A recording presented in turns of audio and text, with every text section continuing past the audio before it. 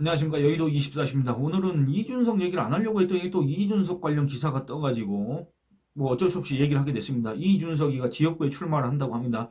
이준석 관련 기사가 오후 2시쯤에 속보로 떴습니다. 이준석이 지역구에 출마한다는 걸 대체 속보로 알려야 될 만큼 중요한 일인가? 그런 의문이 드는데 어쨌든 뭐 이준석이가 비례로 도망가지 않고 지역구에 출마한다고 하니까 거기에 대해서 얘기를 해보겠습니다. 이준석 관련 속보가 떴는데 공교롭게도 조선일보, 조선닷컴의 이 속보가 오후 1시 59분에 떴습니다만 이 여기 제목에 오타가 있습니다. 뭐라 되어 있냐? 이준석 경기 화성을 출마. 여기 원래 동탄 이신도시라고 해야 되는데 통탄 이신도시라고 이렇게 적었습니다. 통탄이랍니다. 동탄이 아니라 통탄 이신도시 속한 지역. 그러니까 요 밑에 댓글에 이제 제가 봤더니 한 10개 달렸었는데 그 중에 이렇습니다. 동탄이 통탄이다. 뭐 이런 식으로 적은 분이 계십니다. 뭔 말입니까? 아, 이준석이가 동탄 거기에 나온다고 하니까 그 동탄 주민들이 통탄하지 않겠느냐 이제 이런 이제 조롱 비하 이런 걸 하신 것 같습니다만 어쨌든 여기에 또 궁금한 분들 동의할 분들도 많이 계실 거고 실제로 동탄 이 신도시에 사는 주민들 중에서도 이준석이에 대해서 비호감을 가지신 분들이 많이 계실 거기 때문에 그런 생각을 하실 겁니다. 그래서 조선일보 조선닷컴이 여기에 과연 오타를 낸 것인가 아니면 있는 민심을 그대로 전한 것인가 헷갈려 하실 분도 혹시 계시겠지만 어쨌든 동탄 이 신도시가 속한 지역이라고 합니다. 이 기사 내용을 살펴보겠습니다. 개혁신당의 이준석 대표가 2일 40총선에서 경기 화성을에 출마한다 이렇게 밝혔습니다. 여러분들 경기 화성을이라는 거는 기존에는 지금 현재 개혁신당 이준석 당에 들어간 이원욱이라고 있지 않습니까? 이 사람 원칙과 상식 2인방 원칙과 상식이 원래는 또 4인방이었는데 하나씩 떨어져 나가고 지금 2인방 조홍천과 이원욱이 이준석과 함께하고 있는데 그 이원욱이 여기서 3선을 했습니다. 경기 화성시 을에서. 그런 곳입니다. 일단 그건 먼저 알아두셔야 됩니다. 근데 이 화성시 을이 그러면 이 원욱이는 어디로 나갔냐?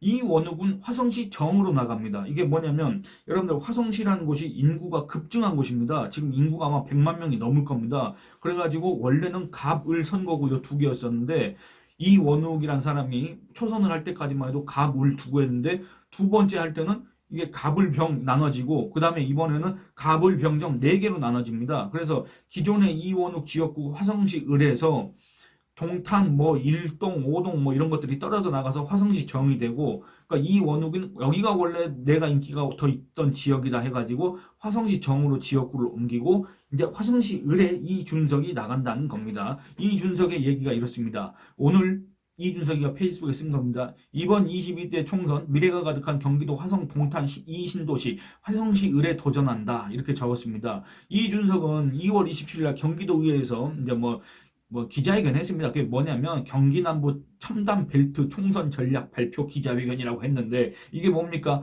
무슨 양양자 이원욱 이준석이가 경기도 남부에서 반도체 벨트에서 출마한다 뭐 이런 취지로 이런 뉘앙스를 풍겼던 그런 거 아니겠습니까? 여러분들 저는 이것도 웃깁니다. 반도체 벨트는 뭐고 대체 뭡니까 그게? 우리 동네는 저기 반도체 벨트에 속한 동네니까 그거를 주장한 사람들을 뽑아줘야 되겠다. 그런 정당을 뽑아줘야 되겠다. 이렇게 하고 후보자를 뽑고 정당을 선택하는 유권자가 대체 이 나라의 5,100만 국민 중에 어디 있습니까? 이준석 가족도 아마 그런 식으로는 선거 투표를 안 할 것 같은데 이 소리가 뭔 소리인지 모르겠다 그겁니다. 근데 이준석 이때 당시에 기자회견에서 뭔 얘기했냐면 동탄 같은 경우 화성정과 화성을로 지역구가 분구되면 출마를 검토할 수 있다. 이렇게 냄새를 피웠었습니다. 또 뭐라 그랬냐? 동탄 이 신도시는 평균 연령 34세에 전국에서 가장 젊은 선거구가 될 가능성이 높다.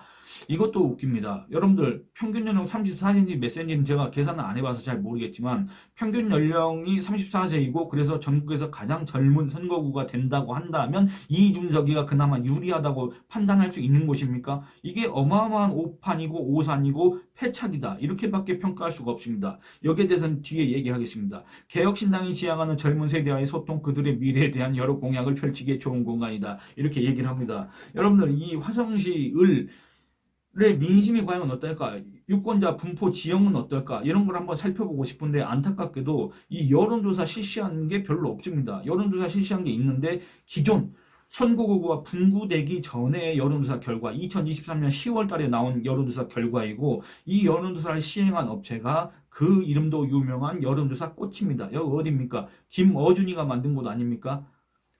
그렇기 때문에 이거를 굳이 인용을 해야 되나 싶다가도 이것밖에 없기 때문에 어떻게 할 수가 없습니다. 근데 여기에서 뭐 유권자 뭐 그 민심 지형 이런 걸 살펴보는 게 아니라 이 연령대 뭐 이런 것만 잠깐 살펴보도록 하겠습니다.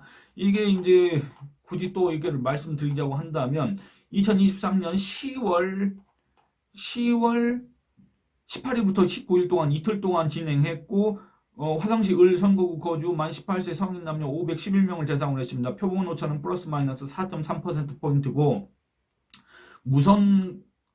무선 가상 번호 활용 전화 면접 이렇게 했습니다.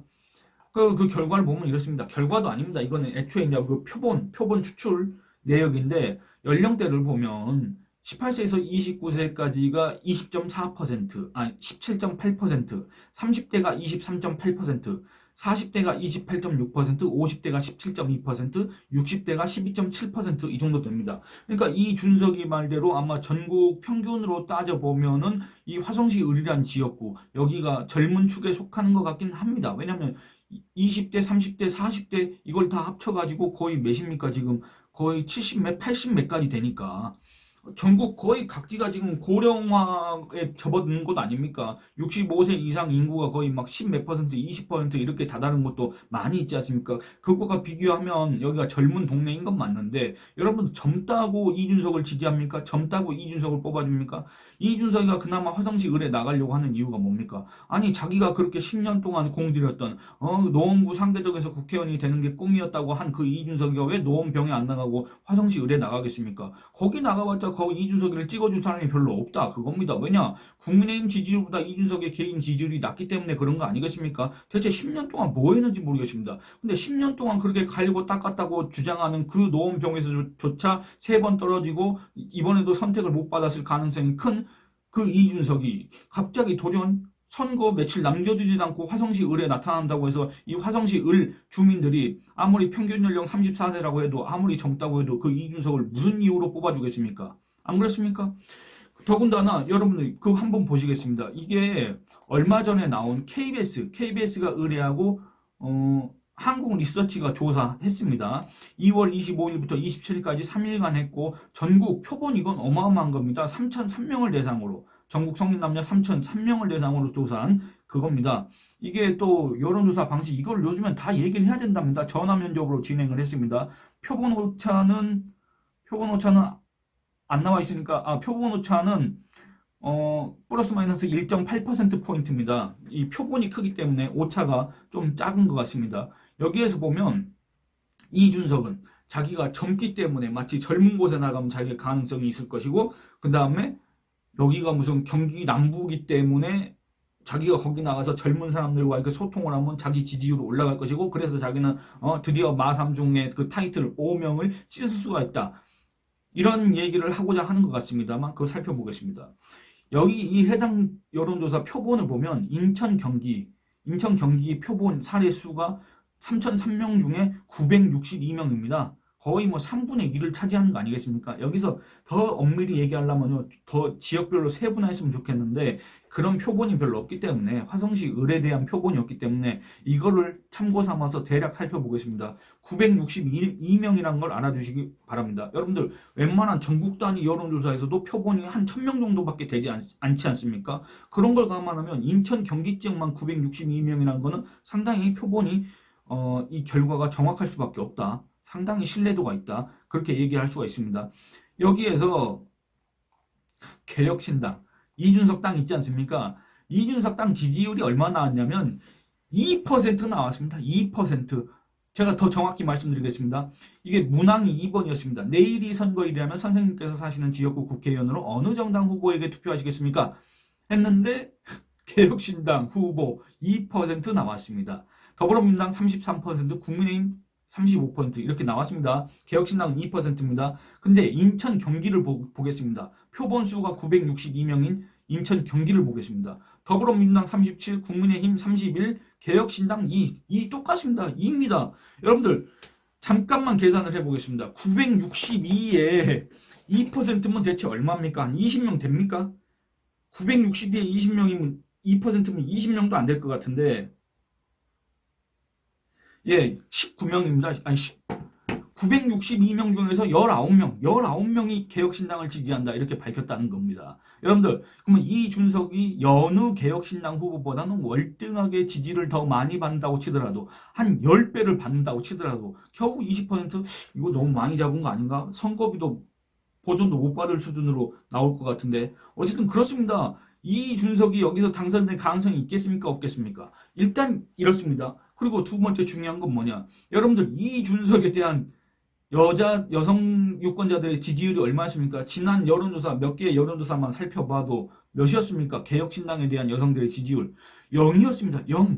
0입니다. 물론 그 표본 중에 한두 명은 대답할 수 있겠지만 여러분들 소수점 이하는 다 버려버리니까 한마디로 여기에 표시된 건 0%로 나오지 않습니까? 여자들은 이준석 또는 개혁신당을 지지하지 않습니다. 제가 이거를 작년에 기사에다가 썼습니다.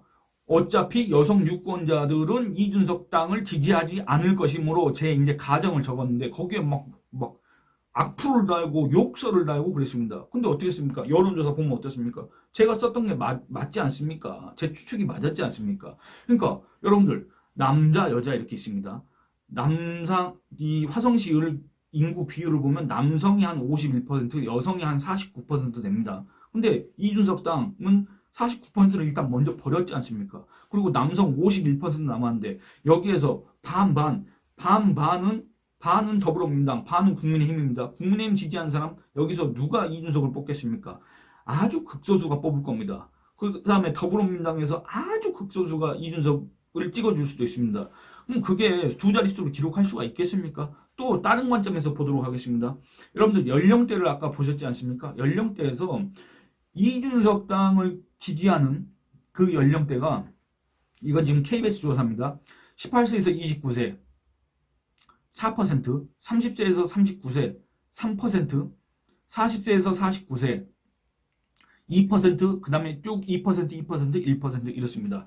그러니까 18세에서 29세, 30세에서 39세 요 정도만 이것도 의미가 있는 지지율은 아닌데 왜냐면 이 오차 범위까지 감안하면은 사실상 이거는 의미가 없는 겁니다. 그런데 어쨌든 그렇다 치더라도 요 인구 구성을 보면은 제가 한번 대입을 해서 계산을 해보겠습니다. 해보면은 잘 해봐야 글쎄 잘 해봐야 아마 한 5%, 6% 나올까? 요 정도 아니겠습니까? 거기다가 이준석이라는 그래도 마삼중으로서 그동안에 정치를 해왔던 그 사람의 프리미엄을 인정해주고 전국적인 인지도를 인정해주고 그 다음에 한줌에 불과하다는 그런 혹평을 듣지만 어쨌든 극성 지지층이 있다는 그것까지 다 인정해줘도 이 사람이 과연 선거비 보전 전액 보전 기준인 15%를 초과할 수 있을까? 여기에 대해서도 상당히 회의적인 반응이 올 수밖에 없다. 이런 생각이 든다 그겁니다. 물론 선거란 거는 앞으로 진행돼 봐야 알겠지만은 지금 현재 상태에서 화성시 을에 대한 여론조사 이런 걸 돌려보지 않은 상태에서 기존의 자료들을 갖고 판단을 했을 때 이준석이 화성시 을에 출마한다고 하더라도 이준석의 당선 가능성은 없다. 이렇게 얘기할 수 있지 않을까. 이런 생각을 해봅니다. 이거는 어떻게 보면 이준석 지지층 개혁신당 당원들 지지자들한테는 상당히 충격적인 결과일 수도 있겠지만 그 외에 거의 대다수 우리나라 5,100만 국민 중에 6만 명 정도를 제외한 5,094만 명은 이미 그런 결과를 일찌감치 예상하고 있었지 않습니까? 그런 걸 감안하면 이준석의 화성시 을에 나오든 노원병에 나오든 그 어디에 나오든 간에 선거 결과는 비슷할 것이다. 다만 지금이라도 지역구 출마를 선언하고 진짜 이준석이가 그동안에 주장했던 자처했던 선거의 신 온갖 전략가 제갈량 호소인 제갈량 놀이 이제 이런 것들을 그만두고 이준석과 김종인 요 두 킹메이커 호소인이 진짜 자기의 실력을 인정받을 수 있는 그 기회가 왔다. 이 기회를 10분 살려서 온갖 비단 주머니를 풀고 김종인이 온갖 꾀를 다 내서 지금이야말로 김종인과 이준석의 진가를 우리 유권자들한테 보여줄 그 기회를 잡았다. 이런 점에서는 상당히 긍정적이라고 할 수가 있겠습니다. 여러분들 여기에 대해서 의견 남겨주시기 바랍니다. 이 영상은 이만 줄이도록 하겠습니다. 감사합니다.